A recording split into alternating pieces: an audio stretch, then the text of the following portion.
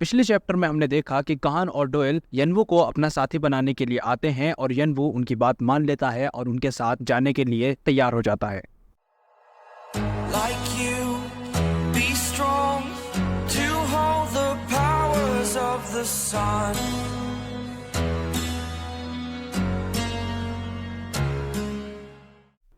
Chapter 12। एक status window आती है जिस पर लिखा होता है कि तुमने ब्लॉक बी के ब्लैक रूट को अकेले रहकर पार कर लिया है, और दूसरी स्टेटस विंडो आती है जिस पर लिखा होता है तुमने कुछ ऐसा कर दिखाया है जो करना बहुत ज्यादा मुश्किल है और तुम्हें इसके लिए और ज्यादा कर्मा मिलेगा। और उसके बाद एक और स्टेटस विंडो आती है जिस पर लिखा होता है कि तुमने ब्लॉक सी को भी अकेले रहकर पार कर लिया है। और उसके बाद हम एक मॉन्स्टर को देखते हैं जो अधमरी हालत में बोल रहा होता है कि ये इंसान बहुत ही ज्यादा ताकतवर है, और ये सब वो बोल ही रहा होता है तभी यनवू उसको पूरी तरीके से खत्म कर देता है। और उसके बाद फिर हम यनवू को देखते हैं जो अपने चाकू पर से खून को साफ कर रहा होता है, और उसी के पीछे कान खड़ा होता है और उसको देखकर सोच रहा होता है कि अभी थोड़ी देर पहले की ही बात है कि ये इंसान ब्लॉक बी को पार करके आ रहा है और मुझे ये समझ नहीं आ रहा कि ये इतनी जल्दी इतना ज्यादा इम्प्रूव कैसे हो गया। और फिर उसके बाद हम देखते हैं कि यनवू एक दरवाजा खोलता है और तभी एक स्टेटस विंडो आ जाती है जिस पर लिखा होता है कि तुमने ब्लॉक डी भी क्लियर कर लिया है अकेले रहकर। और अगली स्टेटस विंडो पर लिखा आता है कि तुम ब्लॉक ई में एंटर हो चुके हो। और तभी हम देखते हैं कि यनवू एक ओपन ग्राउंड में आ चुका है। और उसके बाद हम देखते हैं कि यहाँ पर खुला आसमान होता है और यहाँ पर सनलाइट भी अच्छी खासी आ रही होती है। और काहन बोलता है कि अरे यार चलो हम बाहर तो निकले, मुझे तो लगा था मैं वहां पर घुट कर ही मर जाऊंगा।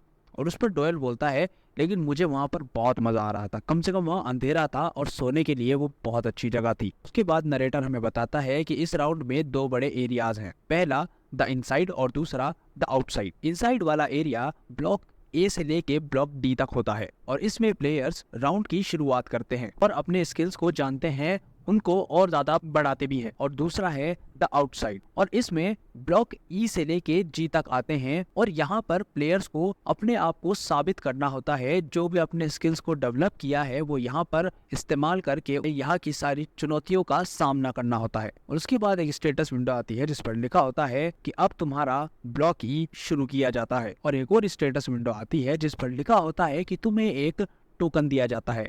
और हम देखते हैं कि यनवू के हाथ में एक छोटी सी नीले रंग की बॉल होती है और उसको टोकन बोला जाता है। और आगे इनके बारे में बताते हैं कि ये टोकन्स हैं जो ब्लॉक ई में हर जगह छुपे हुए हैं और तुम्हें ढूंढने हैं। और ये टोकन्स दूसरे प्लेयर से आप खरीद और बेच भी सकते हो और उनसे ले भी सकते हो। और ये 99 टोकन्स को तुम्हें कलेक्ट करना होगा अपने आप को लायक साबित करने के लिए। यनवू टोकन को देख ही रहा होता है तभी पीछे से काहन बोलता है अरे यार जब भी मैं इसे देखता हूँ ना मेरा दिमाग खराब हो जाता है। और यनवू आगे सोचता है कि इसका मतलब ये कहना चाहते हैं कि इससे कोई प्रॉब्लम नहीं होगी अगर तुम किसी से चोरी करके या किसी को मार कर उनके टोकन अपने पास ले भी लो, तो इससे इन्हें कोई दिक्कत नहीं होने वाली है। और देखा जाए तो 98 छुपे हुए टोकन्स को ढूंढने से अच्छा है कि दूसरे प्लेयर्स से चुरा लिए जाएं। और इसीलिए ये कोई बड़ी बात नहीं होगी कि लोग टोकन्स के लिए चोरी करें या फिर दूसरे प्लेयर्स टोकन्स के लिए चोरी करें या फिर प्लेयर्स दूसरे प्लेयर्स को मार भी दें और उनके टोकन्स ले लें। वो उनके लिए ज्यादा फायदेमंद होगा और ज्यादा आसान भी होगा। और उसके बाद यनवू काहन से बोलता है कि अब जब मैं ब्लॉक ई में आ चुका हूँ तो जो तुम हिडन आइटम की बात कर रहे थे वो लेने चले अब, क्योंकि मुझे उसके बाद अपने टोकन्स भी तो पूरे करने हैं। और काहन यनवू से बोलता है कि हाँ हमें बिल्कुल वहाँ जाना है, लेकिन वो जगह थोड़ी दूर है इसलिए हमें थोड़ा टाइम लगेगा जाने में, क्योंकि ब्लॉक ई का एरिया बहुत बड़ा है और तुम्हें ईस्ट की तरफ यहाँ पे सूखी पथरीली चट्टानें मिलेंगी और वेस्ट में तुम्हें यहाँ पर बहती हुई एक शांत नदी मिलेगी। साउथ में तुम्हें बहुत सारे अच्छे अच्छे पहाड़ मिलेंगे और जैसे जैसे तुम नॉर्थ की तरफ बढ़ोगे तो तुम्हें घना जंगल मिलेगा। और इसीलिए हर एरिया के हिसाब से हर तरह के मॉन्स्टर्स तुम्हें वहां पर मिलेंगे, जैसे कि गोब्लिन, कुछ और छोटे मोटे मॉन्स्टर्स जैसे कि कोबोल्ड्स, तो वहां पर ऐसी जगहों पर अपना गांव बसाना पसंद करते हैं। और उसके बाद हमें दिखाए जाते हैं कुछ मॉन्स्टर्स जो यहाँ पर बहुत सारे जगहों पर जरूर मिलने वाले हैं। और उसके बाद हम देखते हैं कि यनवू, काहन और डोयल हिडन पीस को लेने के लिए निकल जाते हैं। और उसके बाद सीन चेंज होता है और हम बहुत सारे हथियार लगे हुए देखते हैं। और उसके बाद हम देखते हैं बिल्ड को, जो बहुत गुस्से में होता है और बोलता है कि क्या तुम कह रहे हो कि जिसने कीन के ग्रुप को मारा था वो काहन और डोयल के साथ मिल चुका है? और उनके साथ क्यों मिला है वो? क्योंकि वो तो ब्लॉक ई में है ना। और हम देखते हैं कि बिल्ड के सामने एक दूसरा प्लेयर खड़ा हुआ होता है जो उसको ये सब बता रहा होता है। और वो आगे बोलता है कि हम भी अभी इस बात का पता नहीं लगा पाए हैं कि वो आखिरकार उनके साथ क्यों मिला है, और हम इसके बारे में जानकारी निकाल रहे हैं। लेकिन मुझे ये पता चला है कि उनके जैसे 2 प्लेयर्स ब्लॉक बी की लॉबी में देखे गए थे। और बिल्ड उस पर गुस्सा करते हुए बोलता है कि ये बात तुम मुझे अब बता रहे हो? जिस पर वो सामने वाला प्लेयर डरते हुए बोलता है कि हमें लगा था शायद ये कोई इतनी जरूरी बात नहीं है, तो इस वजह से हमने कभी इसके बारे में सोचा ही नहीं, हमने कभी शक ही नहीं किया। और फिर बिल्ड बोलता है तो क्या उन दोनों ने उस प्लेयर को अपने साथ शामिल कर लिया? वो सामने वाला प्लेयर बोलता है कि हाँ, हमें भी ऐसा ही शक है। और ये सुनकर बिल्ड को और ज्यादा गुस्सा आ जाता है। लेकिन थोड़ी ही देर बाद वो सोचता है कि अगर मैं उस मास्क वाले बंदे को अकेला छोड़ भी दूं तो फिर इससे एरेंडन ग्रुप की बहुत ज्यादा बेइज्जती हो जाएगी। और सिर्फ एरेंडन की ही नहीं, ब्लू फ्लावर आइलैंड की भी पूरी तरीके से बेइज्जती हो जाएगी। और तभी बिल्ड खड़ा होता है और सबको बोलता है कि ठीक है, अब सब तैयार हो जाओ, हम उस मास्क वाले प्लेयर को ढूंढने जा रहे हैं। उसके बाद सीन चेंज होता है और वापस से कहानी यन्वू पर आ जाती है।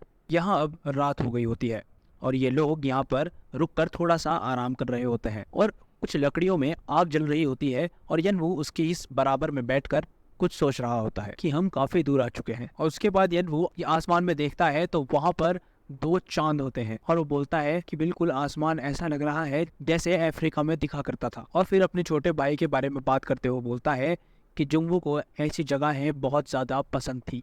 और एक तरफ काहन और ड्योल सोए हुए होते हैं और उनकी तरफ यन्वू देखकर बोलता है कि ये दोनों बिल्कुल अलग हैं। ये दोनों बहुत ज्यादा हंसमुख हैं और ये जो भी काम करते हैं बहुत ज्यादा कॉन्फिडेंस के साथ करते हैं और ये दिल के बहुत सच्चे हैं, जो बहुत सारे प्लेयर्स नहीं होते हैं। इनके सामने जो भी मुश्किलें आती हैं ये उनका बहुत अच्छे से सामना करते हैं। ये दोनों बहुत ही ज्यादा दिलचस्प हैं और ये दोनों एक दूसरे के साथ मिलकर काफी अच्छी टक्कर वाली फाइट दे सकते हैं सामने वालों को। क्योंकि काहन जो है सामने जाकर एनिमीज से फाइट करता है और डोयल काहन को पीछे से पूरी तरीके से सपोर्ट देता है। और ये चाहे किसी भी सिचुएशंस में क्यों ना आ जाए, ये बड़े आराम से हर चीज का सामना कर सकते हैं, हर दुश्मन का सामना कर सकते हैं जिस पोजीशन में ये लड़ रहे होते हैं। और इनका जो टीम वर्क है वो कुछ 5-6 दिनों में नहीं आया है। इनका टीम वर्क कम से कम भी 5 साल प्रैक्टिस करने के बाद आया होगा, क्योंकि ये इतना जबरदस्त टीम वर्क करते हैं कि जुड़वा भाई भी नहीं कर सकते। और मैं इन दोनों का रिश्ता तो नहीं जानता, लेकिन मुझे इतना जरूर पता है कि ये दोनों भाई तो नहीं है। लेकिन ये बात तो बिल्कुल समझ से परे है कि ये लोग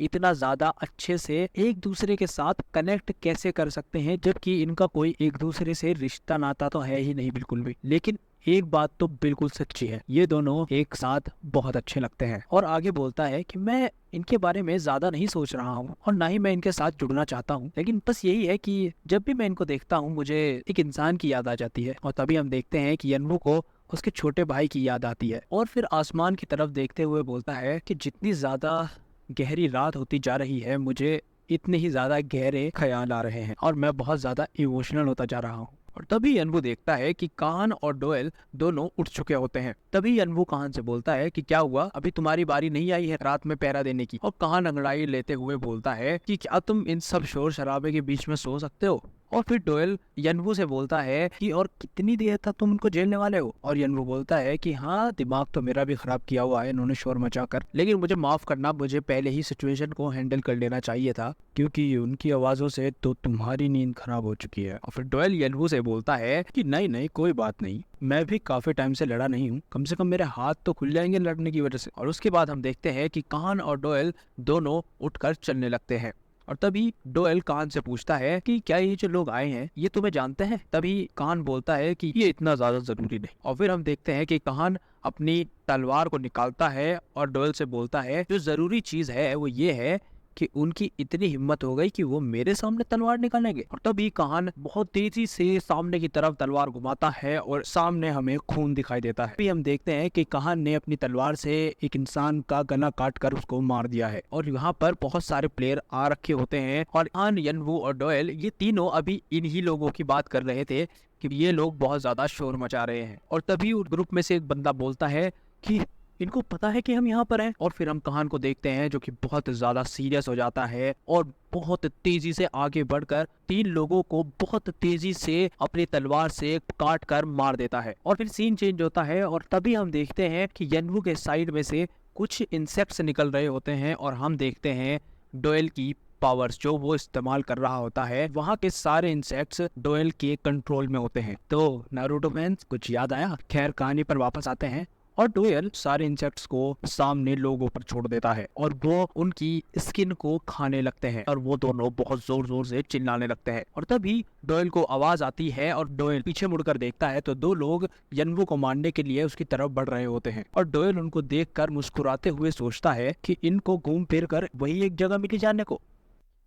चैप्टर 30 हमें नरेटर बताता है कि फ्रैंक और उसका ग्रुप है जो कि ब्लॉक ई में चोरी करने के लिए जाना जाता है और वो अपने इस काम को बहुत पसंद भी करते हैं। और टोकन लेने के बहाने से वो एक प्लेयर की हर चीज चुरा लेते हैं जो भी उसने आज तक कमाई होती है। और जो भी आइटम्स उनको मिलते हैं किसी प्लेयर से वो आपस में बांट लेते हैं और टोकन्स को वो बड़े लोगों को बेच देते हैं। जो हाई रैंकिंग क्लैंस हैं उनको बेच देते हैं। लेकिन कुछ जगहें ऐसी भी हैं जहां पर डिमांड होती है जिंदा प्लेयर्स की। या तो उन इंसानों को नौकर बना लिया जाता है या उनसे काम करवाया जाता है, उनसे कोई फायदा लिया जाता है या फिर उन पर कोई एक्सपेरिमेंट किया जाता है। और हालांकि ये एक बहुत फायदे का सौदा है तो ये लोग इसको बहुत आराम से कर लेते हैं। और तभी वही सीन आता है जहां पर फ्रैंक यनवू पर हमला कर रहा होता है और सोचता है कि काहन और डोएल का पार्टनर, इसके पास तो जाने कौन कौन से और क्या क्या आइटम होंगे, इसको मारकर तो मैं इसके सारे आइटम्स ले लूंगा। और उसके बाद फ्रैंक बहुत तेजी से यनवू पर अपने चाकू से वार करता है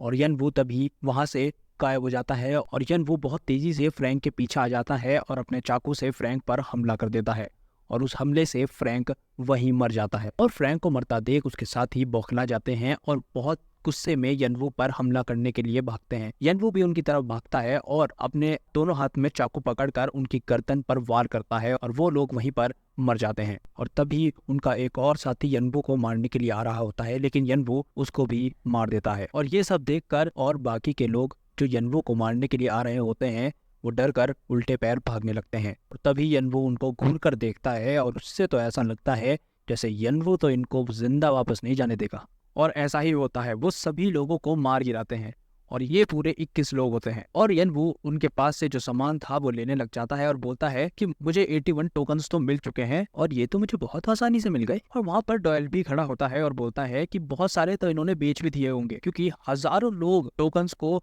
ढूंढने आते हैं और ये लोग दूसरे प्लेयर से छीनते हैं या उनको मारते हैं। इन्होंने बहुत सारे अपने पास रखे होंगे और बहुत सारे इन्होंने बेच भी दिए होंगे। और इन टोकन्स को ढूंढना बहुत ज्यादा मुश्किल होता है लेकिन इनके पास ये इतने सारे इस वजह से हैं क्योंकि ये चोर हैं और इन्होंने 100% किसी न किसी प्लेयर से चुराए हैं और या उनको मारकर उनसे लिए हैं। वरना तो जो नॉर्मल प्लेयर्स होते हैं उनके पास बहुत मुश्किल से 10 ही टोकन्स कलेक्ट हो पाते हैं। तभी यनवू उसकी बात पर बोलता है कि अच्छा तो मतलब अमीर और अमीर हो जा रहे हैं और गरीब और ज्यादा गरीब हो जा रहे हैं, ये तो वही कहानी लग रही है यहाँ पर। डोएल बोलता है कि हाँ तुम सही कह रहे हो, ब्लॉक ई का यही रूल है, जो जीता वही सिकंदर। जो लोग यहाँ पर ताकतवर होते हैं वो कमजोरों से उनके टोकन्स को ले लेते हैं। और यहाँ पर और इसी वजह से इतना बड़ा गैप देखने को मिलता है जो टॉप रैंकर्स हैं और जो दूसरे प्लेयर्स हैं उनके बीच में। और आगे बोलता है कि चलो कोई बात नहीं, लेकिन तुम ज्यादा से ज्यादा टोकन कलेक्ट करने की कोशिश करना क्योंकि तुम्हें इससे ज्यादा से ज्यादा कर्मा मिलेगा जिससे तुम मिस्ट्री मर्चेंट से कुछ भी खरीद सकते हो और ये सब टोकन्स भी तुम ही रख लो। यनवू बोलता है कि क्या तुम्हें जरूरत नहीं पड़ेगी इस टोकन्स की? डोएल और कान बोलते हैं कि नहीं नहीं, हमारे पास काफी कर्मा है, हमें टेंशन नहीं है, तुम बस अब इसको एक पेमेंट की तरह समझ लो हमारी तरफ से। और यनवू उसके बाद वो टोकन्स को अपने बैग में रख लेता है और सोचने लगता है कि ब्लॉक ई में एक ऐसी जगह है जहाँ पर मुझे जाना है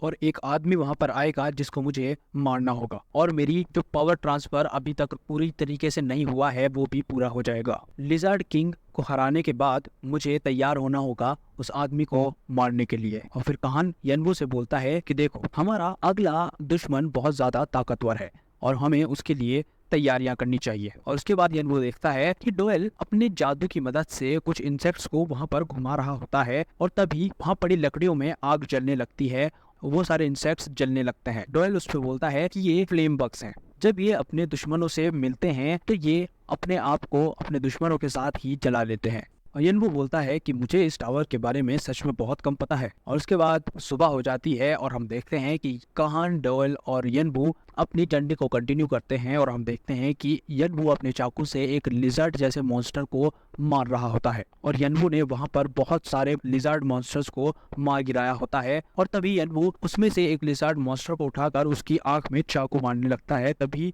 कान पीछे से बोलता है ये क्या कर रहे हो तुम। और यनवू बोलता है कि इनकी आंखों से हम एक आइटम तैयार कर सकते हैं जो बहुत ज्यादा मददगार साबित होगा। और आगे बोलता है कि इस आइटम का नाम एक बहुत बड़े मॉन्स्टर पर रखा गया है जिसके 100 हाथ हैं और 1000 आंखें हैं और मुझे उसे बनाने के लिए इनकी आंखें चाहिए और उसका नाम है गिग साइज। तभी डोएल जमीन पर देखता है और बोलता है कि रुको, ये क्या है। और कान भी नीचे देखकर बोलता है कि हाँ, इसे देखकर ऐसा लग रहा है कि कोई शायद हमसे आगे है। और फिर हम देखते हैं कि नीचे लिजर्ड किंग के पैरों के निशान हैं और वहां पर बहुत सारा खून पड़ा हुआ होता है किसी और का। यनवू उस खून को टच करके उंगली पर लेता है और देखकर बोलता है कि ये खून अभी भी ताजा है, ये कुछ 5 घंटे पुराना नहीं, कुछ 6 घंटे पुराना है। और कान पीछे खड़ा हुआ बोलता है कि ये जगह बहुत ज्यादा खतरनाक है, यहाँ पर प्लेयर्स को अपना ध्यान रखना चाहिए और पीछे कभी नहीं रहना चाहिए। डोएल थोड़ा सा टेंशन में आ जाता है और बोलता है क्या इन लोगों को वो मिल गया जो ये लोग चाह रहे थे।